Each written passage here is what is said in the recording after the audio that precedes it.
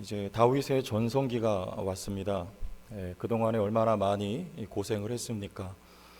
하나님이 낮추실 때는 다시 높여주시기 위해서, 왕 삼기 위해서 한때 낮추셨다가 이제 때가 되어서 하나님 다시 높여 왕으로 쓰시는 오늘 모습 속에 다윗이 이제 전성기를 이렇게 열어가는 모습들, 오늘 5장과 6장에 이어서 나타나고 있는데, 모든 것이 하나님의 은혜와 도움이었습니다.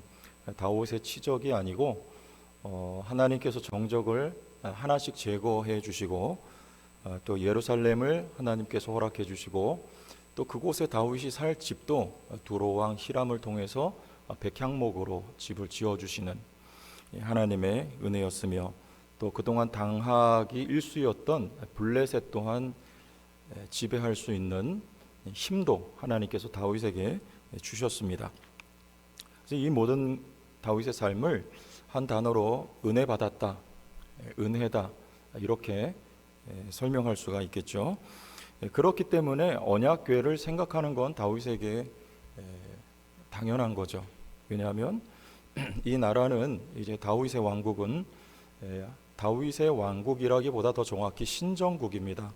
하나님이 다스리시는 나라이기 때문에 이 이스라엘 나라의 수도의 어떤 예루살렘의 언약궤, 즉 하나님의 임재를 나타내고, 두 번째 하나님의 보좌를 나타내기도 하는 그 언약궤를 들여오는 것은 너무나 당연한 것, 그리고 하나님의 뜻이고 다윗의 또 소원이기도 했던 것이죠. 자, 근데 언약궤가 지금까지 어디에 있었습니까? 우리 사무엘상 7장 1절 2절 보면 이렇게 말씀합니다. 1절과 2절을 보여주시면 감사할 텐데, 안 보여주시는 이유는 뭘까요? 가보세요. 사무엘상 7장. 이럴 땐 당황스럽죠. 기럇 여아림 사람들이 와서 여호와의 궤를 옮겨 산에 사는 아비나답의 집에 들여놓고 그의 아들 엘라사를 거룩하게 구별하여 여호와의 궤를 지키게 하였더니, 궤가 기럇 여아림에 들어간 날부터 20년 동안 오래 있은지라 이스라엘 온 족속이 여호와를 사모하니라. 어디 있었습니까? 기럇 여아림이라는 곳에 블레셋의 이 언약궤를 빼앗겼다가 재앙을 만나자 다시 돌려보내죠. 베세메스로 가는데 그곳에서 또 이 궤를 들여다봐요. 그리고 사람들이 죽임을 당하자 이 기럇 여아림으로 갔을 때 엘르아사를 거룩하게 구별하여 거기서 20년을 있습니다. 그런데 오늘 다윗의 오늘 6장에 오기까지 약 한 70년 정도를 봐요. 70년 동안 이 기럇 여아림이라는 곳, 오늘 말씀에는 2절에 바알레 유다라고 나오는데 같은 지역입니다. 지명이에요. 이곳에 있는 이 언약궤를 이제 다윗이 예루살렘으로 모셔오는 거죠. 그때 이 아비나답의 3절 보니까 아들이라고 되어 있는데 손자로 봐요. 보통 우사하고 아효인데, 이 두 사람이 이 언약궤를 수레에다가, 새 수레죠, 지금으로 말하면 최고급 승용차에다가 언약궤를 싣고, 그리고 소에게 끌어서 가게끔 이렇게 합니다. 그런데 중요한 건 소가 뛰죠. 그때 언약궤가 떨어질까봐 우사가 손으로 딱 잡습니다. 이 사건 때문에 우리 7절 보면 여호와 하나님이 우사가 잘못함으로 말미암아 뭐 하셨어요? 진노를 하세요. 그래서 우사를 죽여버리십니다. 뭐 그렇게 잘못했습니까? 뭐가 잘못됐어요? 규례대로 하지 않았어요. 규례대로. 그럼 규례는 뭐예요? 규례는 술에다가 언약궤를 옮기는 게 아닙니다. 언약궤는 채에다 꿰어서 어깨에다 짊어지고, 그리고 제사장들이 옮기게 되어 있고, 특히 레위의 세 아들 중에 고핫과 그 자손들이 이 언약궤를 담당했어요. 규례대로 해야 되는 거, 규례대로. 그런데 이 우사와 아효는요, 본대로 들은 대로 했습니다. 왜? 이 아비나답의 집에 언약궤가 들어올 때 그대로 들어왔어요. 블레셋 사람들이 모르니까 수레에다가 언약궤를 실어가지고 송아지에다가 달려서 보냈거든요. 근데 그 상태 그대로 아비나답의 집에 들어왔는데, 그것을 본대로 들은 대로 이들이 또 예루살렘으로 이제 보내는 것이죠. 웃사가 잘못했다. 어디가 문제였습니까? 언약궤를 손댄 것보다도 더 앞에 왜 소가 뛰었습니까? 그러면 규례대로 하지 않은 거죠. 손을 댄 것도 잘못이지만 운반하는 방법이 틀렸습니다. 무섭죠? 이게 그렇게 큰 잘못입니까? 우리 사도행전 5장에 보면 아나니아와 삽비라가 거짓말하잖아요. 그런데 죽임을 당합니다. 무섭습니다. 왜냐하면 교회가 막 시작될 즈음에 성령이 충만하게 역사할 때 마귀 역사도 같이 일어나요. 항상 그래요. 성령이 충만하게 역사할 때 마귀 역사도 일어나거든요. 거짓말하는 거죠. 그래서 이 사건이 그 초대교회 성도들에게 큰 경종을 울리는 그런 사건이에요. 지금 여기 다윗 왕국이 이제 막 출발하는 시점입니다. 이때 하나님의 나라에 있어서 가장 중요한 덕목이 있다면 뭘까요? 규례대로 순종하는 거예요. 왜일까요? 누가 이 나라를 통치하십니까? 어명은 누구의 어명입니까? 하나님의 어명이기 때문에 어명은 그대로 규례대로 하는 거예요. 아담이 선악과를 따먹습니다. 왜 그렇게 잘못입니까? 왜 그거 하나 때문에 온 인류가 저주를 받았어요? 아담아, 너 위에 왕이 누구다? 하나님이다. 그 선악과가 어떤 의미냐? 이거보다도 중요한 거는요, 하나님 앞에 말 그대로 순종하는 거, 이거예요. 이게 왜 우리한테 해가 되냐, 득이 되냐? 이게 왜 문제가 되냐? 우리 그런 생각하지 않습니까? 왜 꼭 그대로 해야 되냐? 왜 꼭 그대로 옮겨야 되냐? 그게 아니고 하나님의 어명이기 때문에 순종하는 거, 이게 하나님의 나라에서 굉장히 중요한 가치라는 것이죠. 규례대로 해야 돼요. 규례대로. 우리 사회에도 여러분 법이 있습니다. 질서가 있어요. 그리고 교회 안에도 법과 질서가 있습니다. 여러분, 우리 사회법도 그래서 잘 따라야 돼요. 왜냐하면 일반 은총 영역에 법과 질서가 준수되지 않으면 여러분, 사람들이 살아갈 수가 없지 않겠어요? 잘 지켜야 돼. 특히 그리스도인들이 잘 따라야 돼요. 저도 약한 부분이 있는데 차를 올라타면 갑자기 과속을 한다든가 이런 거. 교회 안에도 법과 질서가 있잖아요. 잘 해야 됩니다. 예를 하나 들면, 여러분, 우리 충북 동노회 안에도 이렇게 말하자면 회비라는 게, 회비 같은 게 있어요. 개념이. 상회비라고 하는데 이렇게 교회마다 노회로 소정의 금액을 이제 헌금을 하는 거죠. 그런데 그 교회마다 그 예산, 교회 사이즈가 기준이 돼서 상회비를 내는 거예요. 그래서 노회에서는 그것을 거두어서 여러 가지 사업을 하는 거죠. 큰 교회는 쉽게 말하면 큰 교회는 많이 내고 적은 교회는 적게 내고 이런 구조인데, 그러다 보니까 제가 다 목사님들한테 여쭤보니까 예산대로 다 이렇게 얘기를 안 해요. 왜 그럴까요? 많이 얘기하면 돈 많이 내야 되잖아요. 그러니까 대부분 반 정도 선에서 이제 예산을 이야기를 하시더라고요. 여러분, 이것도 좀 하나님 앞에 저는 합당하지 않다고 생각해요. 그러면 그게 노예 안에 그런 약속이나 이런 것들이 하나님의 말씀이냐? 그렇습니까? 예스예요. 왜요? 우리는 하나님 앞에서입니다. 사람과 사람과의 약속이지만 누구 앞에서예요? 그분 앞에서 약속하는 거예요. 여러분, 약속도 잘 지키세요. 저 밥 사준다고 하신 분들 다 빨리 사세요. 약속 하나님 앞에서 한 거예요.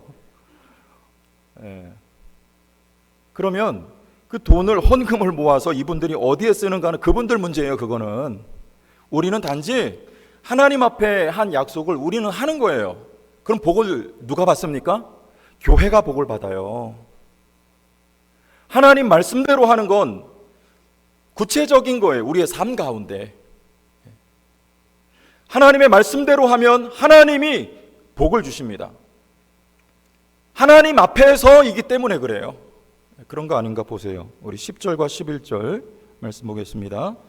10절, 다윗이 여호와의 궤를 옮겨 다윗성 자기에게로 메어 가기를 즐겨하지 아니하고 가드 사람 오벳 에돔의 집으로 메어 간지라. 11절 같이 시작.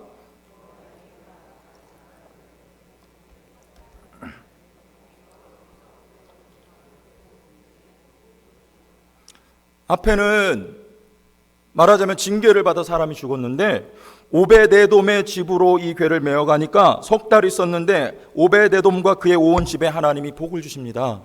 오베데돔이 어떤 사람이기 때문에요. 여기 가드 사람이라고 했는데 이 블레셋 가드가 아니에요. 가드 헤벨이라고 하는 단지파 지역 안에 레위인들이 모여 사는 지역이에요, 여기가. 그리고 이 사람들은 그핫 자손, 고핫 자손들이에요. 이 고핫 자손이 바로 오베데돔이에요. 우리 말씀으로 확인하고 가세요. 우리 역대상 26장으로 가보면 제가 부탁을 드렸는데 26장 4절 여기 1절에 보면 이런 말씀입니다. 고라 사람들의 문지기 반들은 이러하니라. 고라 사람이 고핫의 손자입니다. 이 고핫 자손 가운데 4절에 오베데돔의 아들들은 이렇게 나오죠.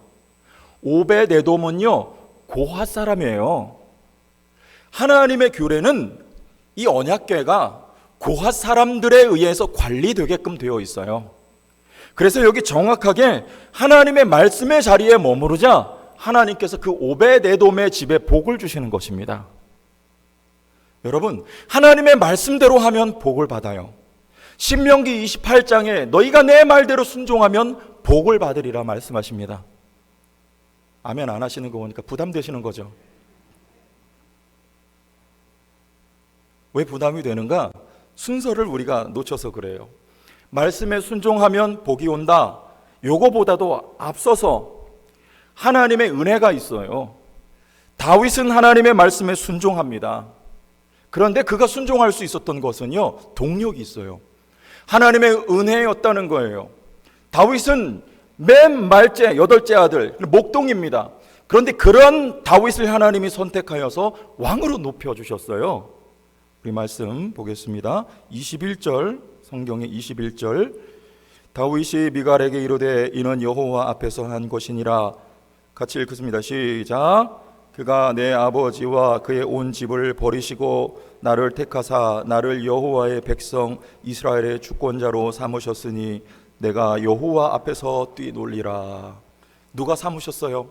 하나님이 보잘것없었던 목동소년 다윗을 이스라엘의 주권자의 왕으로 삼아주셨던 것은요, 다윗이 모자라서가 아니고 하나님이 그에게 은혜를 베푸셨기 때문에 된 거예요. 그래서 다윗은 고백해요. 시편 18편 1절에 나의 힘이신 여호와여 내가 주를 뭐하나이다? 사랑하나이다. 왜? 이제 하나님을 알아요. 하나님이 나에게 베푸신 은혜요, 하나님이 먼저 나를 얼마나 사랑하시는 줄을 아니까 나도 주를 사랑하나이다. 사랑하기 때문에 하나님이 원하시며 요구하시는 것을 제가 순종하고 따라가겠나이다. 다윗에게 있어서 하나님의 말씀 규례에 순종하는 것은 부담과 짐이 아니고 그는 마음의 소원이요 축복이었어요. 여러분이 하나님 은혜 주셨나요? 하나님이 여러분을 사랑하신다는 것을 아시나요? 은혜 받은 만큼 하나님의 사랑을 깨달은 만큼 우리도 하나님을 사랑할 수 있고 우리도 하나님의 규례대로 순종하며 갈 수 있는 것, 이 모든 것은 하나님의 은혜입니다. 근데 은혜 위에 하나님이 은혜를 주셔요.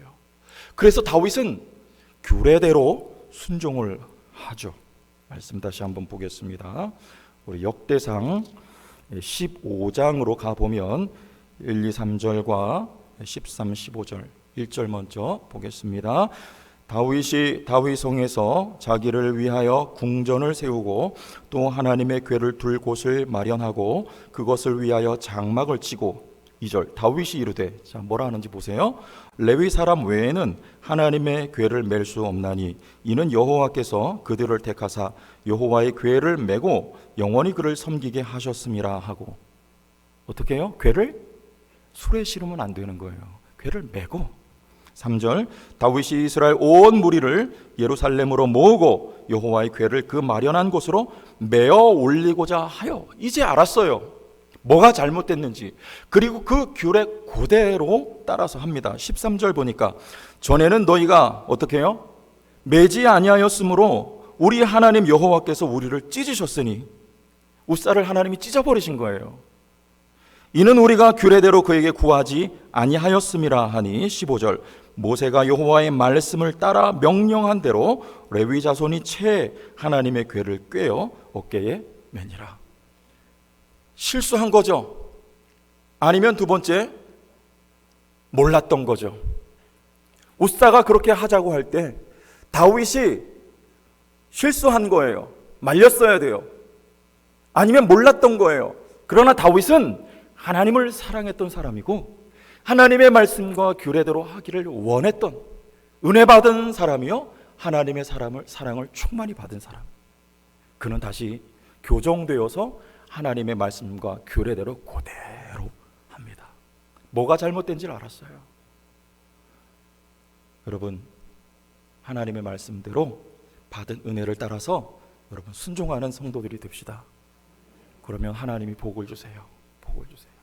불순종하면요, 하나님으로부터 복이 내려오는데 막혀요.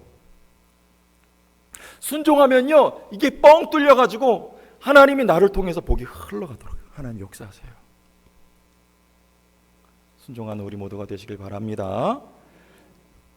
두 번째, 은혜를 받은 다윗의 태도는 이런 것이었습니다. 우리 14절, 여기는 너무 익숙하기 때문에 우리 잘 알고 은혜됩니다. 같이 읽어봐요. 14절 시작.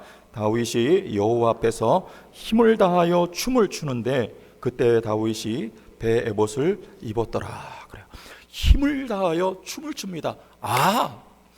언약궤가 이제 예루살렘으로 들어온다. 그런데 그 언약궤는 보니까 왕좌예요. 왕좌. 하나님의 통치가 예루살렘에 임한다. 이것을 보고 다윗은 하나님을 즐거워한 것이지만 무엇이냐? 왕은 하나님이요. 왕자가 들어오는 것을 보고 다윗이 기뻐하는데 춤을 추면서 기뻐해요. 그때 다윗은요, 사울은 어땠습니까? 왕의 자리에서 내려오고 싶지를 않았어요. 그래서 자기 자리가 위협을 받자 다윗 죽이려고 일평생을 쫓아다녔던 게 사울 아닙니까? 그러나 다윗은요, 얼마든지 왕의 자리에서 내려와서 언약궤가 지나가는데 행진하는데 맨 앞에서 다윗이 옷이 벗어지는 것도 모르고 춤을 추는 거예요. 기쁜 거예요. 이게 이 내 왕권이 왕좌가 중요한 게 아니라 이 자리에서 내가 내려오고 하나님이 저 자리에 앉으시는 거, 이것을 다윗은 즐거워하고 기뻐했어요. 왠 줄 아세요? 그게 질서기 때문에 그래요. 하나님 보시기에 아름다웠더라. 토부는요, 이 질서를 말하는 거라고 제가 말씀드렸죠. 하나님이 왕이고 우리는 그 자리에서 내려오면, 따라합시다. 말로 할 때 내려오자. 째려보는 분들은 제 말이 아니라 하나님 말씀입니다. 맷집이 좋은 분들은 잽을 여러 차례 맞고서 내려오는 분들이 계신데 말로 할 때 내려오세요. 그때 또한 하나님의 복이, 하나님 앞에 납작 엎드려져 있는 그 다윗을 통해서 온 나라에 하나님의 복이 임하는 거예요. 여러분, 이게 축복입니다. 내 인생의 자리에서 내가 왕 노릇하는 것 그만하고 내려오세요. 그래 하나님 복을 받아요. 누립니다. 그때 이 모습을 보고 미갈이 어떻게 합니까? 마음으로 업신여겨요. 채통 좀 지키지. 지금 당신 신하들이 보고 있는데, 아니 그 부인들이, 지금 여자들이, 이 계집종이라고 그러죠. 계집종. 그 신하의 여자들이, 부인들이 다 보고 있는데, 우리 공동번역 성경에 보면 옆편 애들이 이렇게 나와 있어. 성경에, 제 말이 아니라. 채통 좀 지키지. 부끄러운 줄도 모르고 이렇게 하는 거예요. 여러분의 이 미갈이 누구 딸입니까? 사울 딸이에요. 그걸 뭐라 그래요? 부전? 어렵죠. 퀴즈. 부전? 자전이 맞습니까? 여전 아니에요? 모르겠는데 부전자전입니다. 교만한 거예요. 내가 왕 되고 싶은 거예요.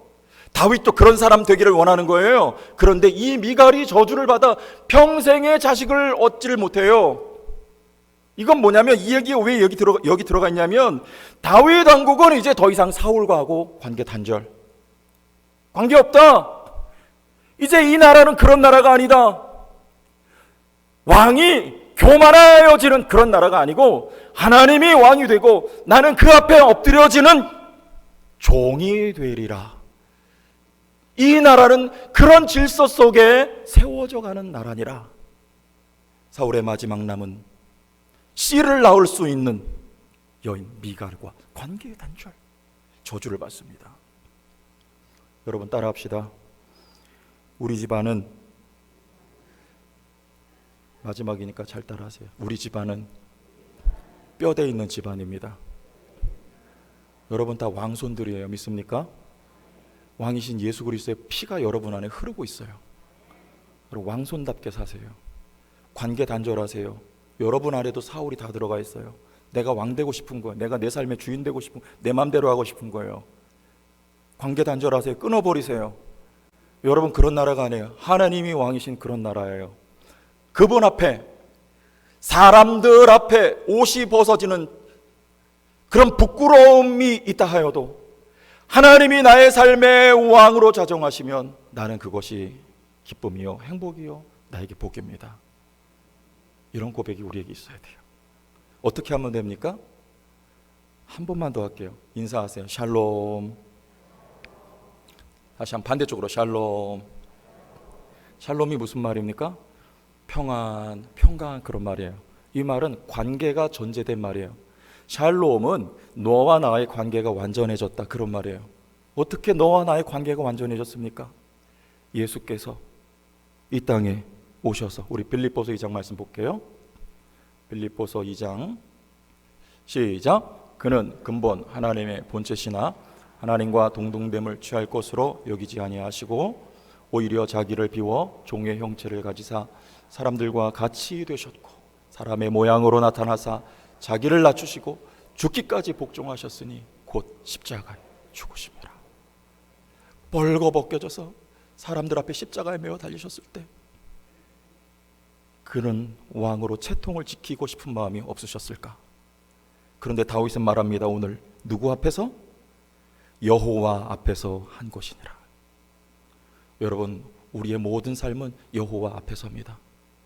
주님이 근본 하나님의 본체시나 하나님과 동등됨을 취할 것으로 여기지 아니하시고 사람이 되셔서 낮아지셔서 죽기까지 복종하심으로 하나님과 우리와의 관계가 회복되었고 너와 나의 관계가 회복되어 샬롬이 이루어진 것입니다. 평안이 임한 거예요. 여러분 우리도 왕으로 삽시다. 여러분 왕이에요. 왕같은 제사장들이에요. 여러분 상대방에게 샬롬을 먼저 하세요. 누가 먼저? 내가 먼저 샬롬을 외치세요. 손을 내어 미세요. 마음의 무릎을 꿇어보세요. 누구 앞에서입니까? 하나님 앞에서. 다윗처럼 부끄러운 것도 모르고 하나님 앞에서. 하나님이 나의 삶의 주인, 하나님이 나의 삶의 왕입니다. 하나님이 원하시는 것을 하겠습니다. 여러분 겸손하여져서 손을 내어밀 때 우리의 삶에 샬롬이 경험되는 거예요. 평안이 임합니다. 나의 마음에 평안이 임합니다. 상대방의 마음이 평안이 전달됩니다. 우리 교회 가운데 이와 같은 은혜가 가득히 부어지길 바랍니다. 그러면 누가 높여주세요? 하나님이 높여주신다니까요. 우리 18절 19절 보겠습니다. 18절 시작. 다윗이 번제와 화목제 드리기를 마치고 만군의 여호와의 이름으로 백성에게 축복하고 모든 백성 곧 온 이스라엘 무리에게 남녀를 막론하고 떡 한 개와 고기 한 조각과 건포도 한 덩이씩 나누어 주매 모든 백성이 각기 집으로 돌아가니라. 다윗은 왕복을 벗었어요. 누가 왕입니까? 하나님이 왕이에요. 그리고 제사장의 옷을 베옷을 입었습니다. 하나님이 그를 높여주세요. 사람들 앞에 부끄러운 것도 모르고 춤을 추고 하나님을 높여 찬송하지만 여러분 높여주시는 이는 주권자는 하나님이십니다. 사람들 앞에 여러분 부끄러워지는 것 같아도 손을 내어 밀어도 하나님이 높여주세요. 그리고 그에게 하나님이 복을 주십니다. 예수 그리스도에게 복을 주셔서 우리에게 피와 살을 찢어 나누어 주시고 우리로 생명을 얻고 누리게 하여 주셨습니다. 다윗을 통하여 하나님이 온 백성을 축복하세요. 그리고 온 백성에게 먹을 것을 나누어 주는 제사장, 유다 지파지만 멜기세덱의 반차를 쫓는 예수 그리스도는 대제사장이시고 다윗도 유다 지파지만 멜기세덱의 관찰을 쫓은 제사장으로 하나님께 은혜 받은 자요, 하나님의 규례를 순종하기를 즐겨하는 자요, 하나님 앞에 무릎 꿇은 겸손한 자에게 하나님은 은혜와 복을 부어주셔서 그를 통해 그 은혜와 복이 차고 흘러넘쳐 온 교회와 온 가정과 온 나라를 덮을 수 있는 축복의 통로로 하나님이 그를 높여주셨다 말입니다. 여러분, 은혜 받으셨습니까? 제가요 굉장히 내성적인 사람이잖아요. 눈치채셨어요? 사람들 앞에 서서 말하려고 하면 얼굴이 막 빨개지고, 벌써 얼굴 빨개지는 거 봐, 이렇게 하니까. 예? 옛날에 제가 군인교회 섬길 때 교회 나오는 권사님이 그런 말씀을 하셨어요. 최 선생님은 부끄러움이 많아서 장가도 못 갈지도 몰라. 그 정도예요. 근데 이렇게 앞에서 제가 말을 하고 설교를 한다는 거는 정말 기적 같은 일 같아요. 저는 그랬어요. 하나님 앞에, 하나님 왜 나 돈 안 주세요? 20대 30대 때 나 좀 돈 좀 주시지. 알고 보니까 하나님 저에게 주신 건 은혜였어요. 은혜가 있으니까 살더라고요. 은혜가 있으니까, 여러분, 돈도 명예도 지위도 때론 필요하지만 은혜 있으면 살아요. 하나님이 다 보태주십니다. 다 주세요. 때가 되면 하나님이 높여주시고요, 하나님이 쓰시고요, 축복의 통로가 되게 하실 줄 믿습니다. 제가 아니라 여러분 말입니다. 은혜 받은 성도들이요, 하나님 앞에 순종하는 성도들이 되기를 바랍니다. 하나님 앞에 무릎 꿇는 성도들이 되기를 바랍니다. 그 겸손함이 실천되기를 원해요. 하나님이 여러분을 높여주실 줄 믿습니다. 이 교회를 하나님 높여 쓰실 줄 믿어요. 주의 영광 이곳에 가득해 우린